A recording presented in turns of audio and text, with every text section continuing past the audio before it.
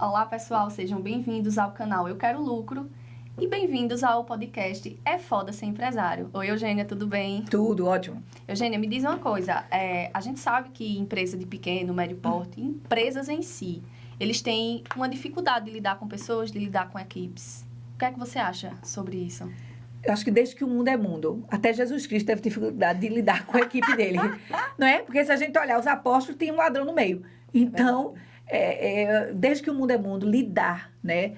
Você obter resultados através das pessoas é um grande desafio, Andrei. É verdade. É e sempre será um grande desafio. E o empresário, que é empresário, ele tem que trazer isso pro coração dele e ficar, tipo assim, eu sei que vai ser desafiante. E cada dia eu vou construir a minha equipe. Eu vou construir um relacionamento saudável dentro dessa equipe. Porque, às vezes, o empresário acha que ter um relacionamento saudável é sair para beber com o funcionário.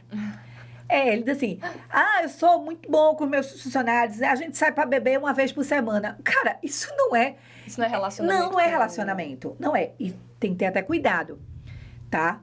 Por quê? Porque se você vira um amigo, um chapa, fica muito mais difícil a relação de comando.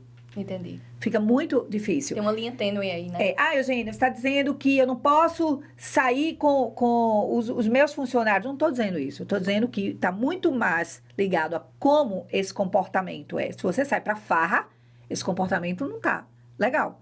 Entendi. Né? Não vai, como é que você vai cobrar alguém que é teu chapa de farra? Então, é uma linha muito rasa, muito tênue, sabe? Tem que ter muito cuidado com o seu comportamento. O que é que você quer imprimir em relação ao teu funcionário, tá? E aí existem várias histórias, eu vou puxar algumas aqui, tá? Que já aconteceu. Conta pra gente. Por exemplo, uma delas existia um melhor funcionário na empresa, um funcionário muito dedicado. Ele era o primeiro a chegar e abrir a empresa. Ele abria a empresa porque ele chegava cedo. Só que ele morava cerca de 40 quilômetros da empresa. Ele morava longe da empresa, mas era o primeiro a chegar. E aí o empresário olhou e disse assim, puxa vida, fulano é o primeiro a chegar e mora tão longe. Eu vou ajudá-lo a comprar uma moto. Que massa. Né? Que reconhecimento. Né? Bacana, chegou pro funcionário, disse, olha, você é muito delicado, eu vou comprar uma moto para você, vai pagar em suaves prestações e a empresa vai comprar uma moto. Não deu uma moto, comprou uma moto. Joia, joia. Desde o dia que o funcionário passou a vir de moto, começou a chegar atrasado. Oxe, como assim? O que foi que aconteceu? Foi que aconteceu o seguinte, veja só. Quando ele não tinha moto, ele dependia de quem? De transporte público, né? E quem depende de transporte público sabe o grande desafio que é. É verdade. Às vezes chega o transporte público lotado, o cara tem que esperar outro, enfim. Na hora que ele tinha agora a moto, ele passou a ter na cabeça dele o controle do tempo. E esse controle do tempo, falso. Por quê? Porque coisas podem acontecer. A moto pode quebrar, alagamento, alguma coisa, mas na cabeça dele acontece conosco, a gente, posso dormir mais um pouco. Sabe aquela história? Posso dormir mais um pouco. E esse dormir mais um pouco, porque agora eu controlo o tempo, fez com que ele frequentemente chegasse atrasado. E aí o empresário chegou para mim, não acredito não. Eu dei a moto e ele começou a chegar atrasado. E aí ela disse, ele disse, como é que eu trato isso? Eu disse, você vai sentar e conversar. Você vai trazer para ele, sabe aquele feedback? Não é feedback não, que é diferente, né? Feedback é para lascar, né? Não, feedback. Você chamar a pessoa e dizer assim, ó, você tá feliz trabalhando na empresa? Tô. Que bom. Mas a empresa não tá feliz com os últimos comportamentos. Ele vai fazer uma cara estranha. Porque lembra que você era o primeiro a chegar, que você abria a empresa. E eu me orgulhava disso, dessa dedicação. E agora que você tem moto, você só chega atrasado? 5, 10 minutos atrasado? Você nunca mais foi aquele que chegou primeiro? Você merece trazer o indivíduo para reflexão. Por que esses comportamentos agora? Que estão lhe afligindo, que estão colocando em dúvida até o comprometimento dele perante a empresa. Sim, sim. Uma boa conversa, uma boa reflexão. Agora, é claro que nem todo mundo tem essa habilidade de uma boa conversa. É verdade. Mas se você deseja ser um líder que tenha referências, que esse time cumpra aquilo que você define, aprenda a saber conversar. Tem que ter um alinhamento de expectativas aí. Alinhamento de expectativa, a forma de falar, sabe? Muitas vezes nós não estamos errando no contexto, no assunto, nós estamos errando no modo. É verdade.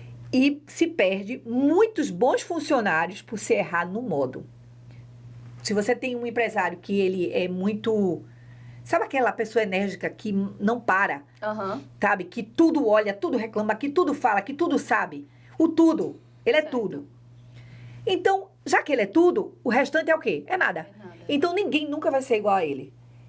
Né? Eu acho que isso é muito comum. Muito comum. O empresário querer achar... Eu já ouvi uma empresária dizer, não sei se ela vai estar assistindo, mas se ela estiver assistindo, ela vai saber que foi ela que disse. Ela disse, eu estava conversando um dia com ela sobre essa questão de negócio e tudo mais.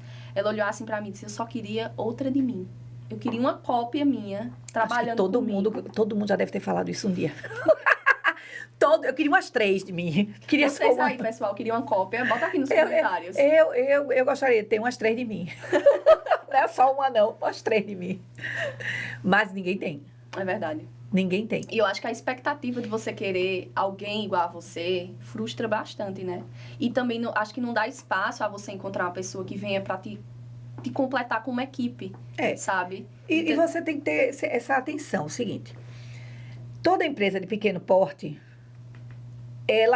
eu imagino, né? Eu não vou dizer toda, mas algumas empresas de pequeno porte, o empresário imagina, ou a empresária, que ela um dia vai ser grande. Trabalha para um dia ser, no mínimo, maior do que é. Fatura mais, está em outras regiões, né? Aquela famosa, a empresa andar sozinha. Sabe? Andar sozinha, né? Imagina, poder sair da empresa, deixar a empresa funcionando. Mas isso só acontece se você formar um time para isso. E olha, eu quero chamar a atenção o seguinte. Toda vez que adentrar na empresa um novo funcionário, muda tudo. É verdade. Muda tudo. E muitos empresários, eles não se ligam nisso. Eles acham assim, minha empresa é ótima, é redondinha, e contrata um novo, coloca lá, não tem determinados cuidados com essa pessoa, e acaba que daqui a pouco, aquela equipe que ela tinha, não tá, ela tá fragmentada, sabe? Houve alguma ruptura nela e tem que ser acompanhada. Só que a ruptura, quando já ocorre, é porque não se teve um devido acompanhamento. E aí, devido a tantas frustrações com o funcionário, infelizmente, é comum eu ouvir, né? Já a semana passada eu ouvi um empresário dizer para mim, eu não quero crescer. Caramba. Eu já tive 4 vezes o número de funcionários. Assim? Não Sério? quero crescer, não quero. Ele ficou com fobia funcionário. Não sei nem se existe essa... nem sei se existe essa doença. Fobia, ele ficou com fobia. Ele já teve 9 funcionários, ele tem hoje 2. Certo. E dizendo assim, não, tá muito bom os 2. E o negócio dele com perspectiva de crescimento. E ele dizendo que não quer crescer. O negócio dele tem altamente perspectivas, grandes perspectivas de crescimento. Mas ele disse, não, eu prefiro ser desse tamanho, lidar com esses 2... do que crescer. E tudo bem, tô pagando, tô fazendo dinheiro, o dinheiro que eu tô fazendo tá massa. Mas eu não quero crescer. E eu não quero crescer não porque não tem competência empresarial para crescer, mas porque não tem competência emocional de lidar com o funcionário. Caramba.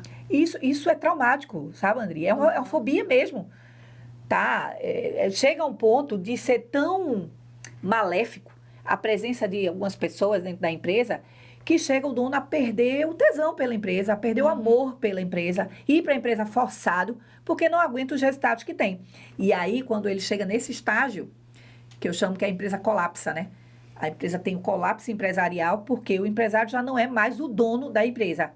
A empresa tem outros donos. Entendi. Pessoas que dominam a empresa e ele já meio que largou. Sabe aquele cara que diz assim, eu não tenho mais jeito. Entendi. Não tem mais jeito. E outra vez, falando ainda sobre funcionários, tem uma história que eu digo muito para os meus clientes, que eu cheguei numa empresa e eu pedi à empresária uma avaliação da equipe dela. Eu disse, me diz aí, o que é que você acha da tua equipe? Ela fez, minha equipe, tudo aqui é cobra. Aí eu fiquei, cobra? Aí eu, cobra. O que é cobra? Eu fiquei pensando, cobra é uma coisa boa ou cobra é uma coisa ruim, né? Aí eu disse, fala mais para mim, o que é ser cobra? Cobra!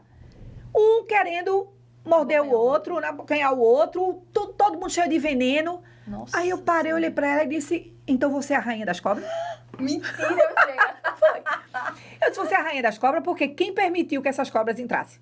Eita, verdade. Né? Então, assim, todo problema que as pessoas têm com funcionário é porque ela permitiu. Entendi. Ela não fez uma boa seleção, Aham. ela trouxe essas pessoas para dentro.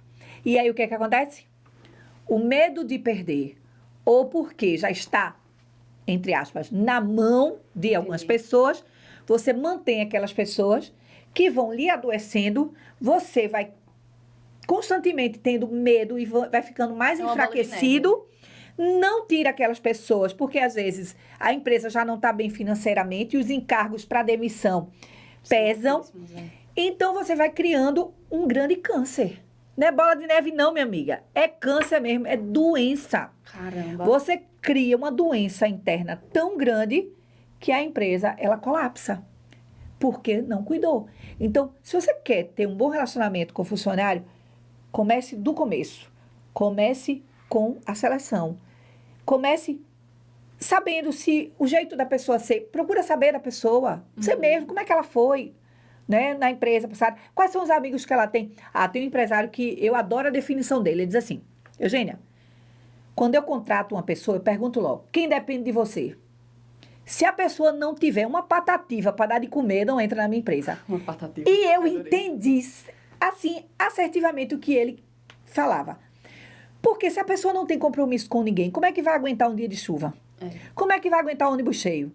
Como é que vai aguentar um Não dia aguenta, mais não. frio? Não vai aguentar, então vai largar a minha empresa por qualquer coisa. Então, sinceridade, para mim, ele tá com o melhor processo de seleção que eu vi na vida. Gostei bastante. Na hora que ele disse, eu olho para ver se a pessoa, como é a conduta dessa pessoa fora da empresa. Entendi. O que ele quis dizer É foi o isso. soft skill, né? Dá preferência ao soft, porque, querendo ou não, hard skill, que são as habilidades técnicas, você ensina. É muito fácil você ensinar uma habilidade técnica. Agora, caráter, aquele alinhamento de visão, missão e valores da empresa com da pessoa, é difícil de você dar esse match, né? Mas não é impossível não, tá? Quero deixar claro que não é impossível. Até porque Mas é preferencial que o empresário, quando for fazer uma contratação, ele analise bem essa questão do perfil da principalmente, analise o comportamento dessa pessoa. E assim, cara, tempo de experiência serve para quê? pessoa. É para avaliar se vai dar match. Se a empresa gosta do empresário, ou do funcionário, né? Sim. Daquele candidato, que ele ainda não é funcionário, é candidato. E se o candidato vai gostar de trabalhar na empresa.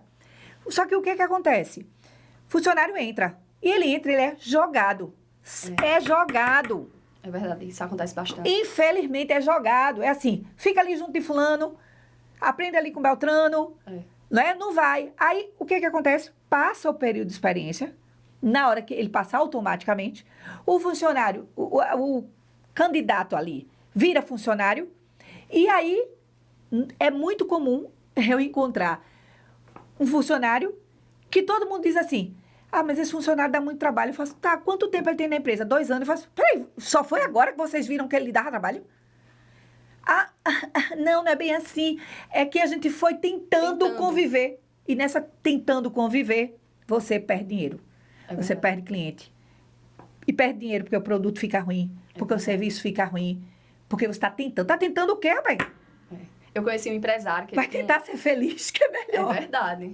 Eu conheci um empresário que ele tinha uma funcionária dentro da empresa e ela era pingando, ela saía pingando em cada setor. Ah, hoje ela tá aqui, hoje ela tá ali. Não, porque ali ela não deu certo, aqui ela não deu certo. E nisso 5 anos, essa pessoa dentro da empresa. Nossa. E aí chegou um momento que ela passou a simplesmente não ir. Ela não ia.